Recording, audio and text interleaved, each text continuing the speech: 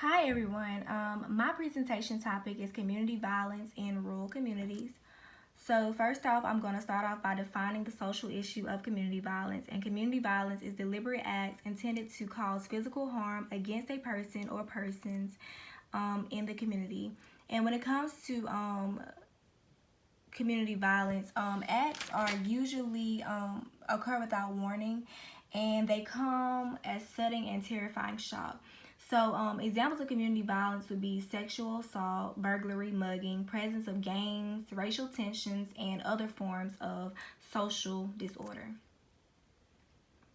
Some challenges that contribute to community violence, and especially rural areas or communities with people that reside in rural communities, find it harder to obtain formal helping services due to their geographic location. So, helping services that are hard to come by or locate would be law enforcement agencies, health departments, hospitals, clinics, and other emergency services. These helping services are too often limited in the services they can provide to the victims and families when acts of violence occur. Social exclusion is another challenge. Rural communities are also not equal in the planning process at the state and local level with the planning process of bills and laws, especially those pertaining to violence. It's important that communities be involved in the planning response to violence in rural settings because violence occurs at the community level.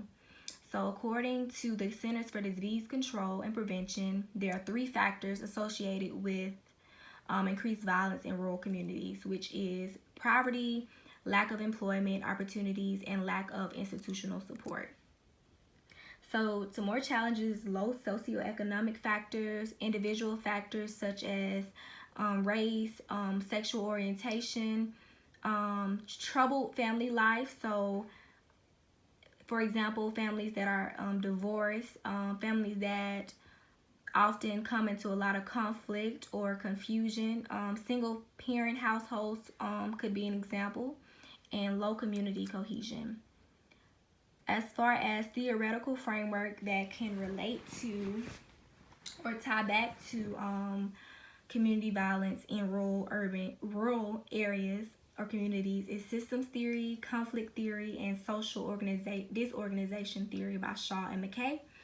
So, when it comes to social disorganization, this theory proposes the fact that social disorganization in the community leads to higher rates of violence or crime because some communities are unable to achieve shared values or common beliefs.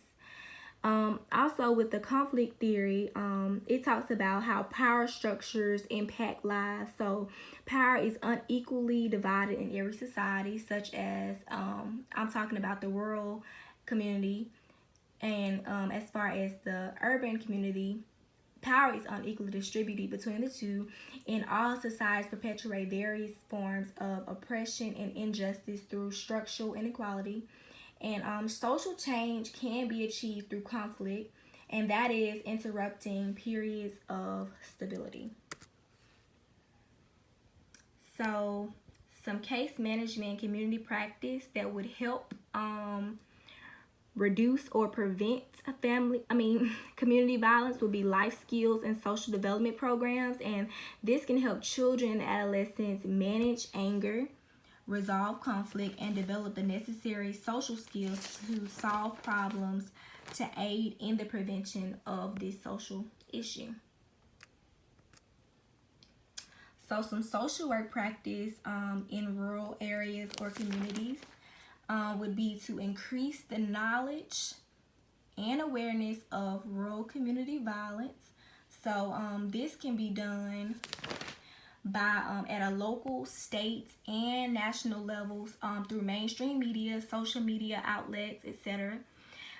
Establish local community awareness and campaigns that promote community-based prevention and intervention programs and services that address the holistic needs of crime victims and their families. So, basically, with this, you can implement counseling, housing, legal services, transportation, etc. and expand funding for school-based anti-bullying and mentoring programs. So this can be done at the elementary, middle, and high school levels, and this focuses on character education. So some programs that are in place now in rural communities to help prevent this social issue of community violence is stopbullying.gov.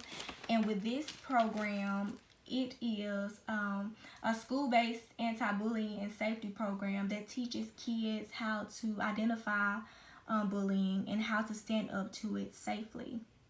Another program is Together We Can Bully Free, which is also an anti-bullying education session that are brought to classrooms.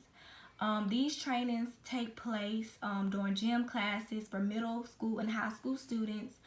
They're offered 1 week for a 10-week period. So here are my references used about the things that I've discussed about community violence.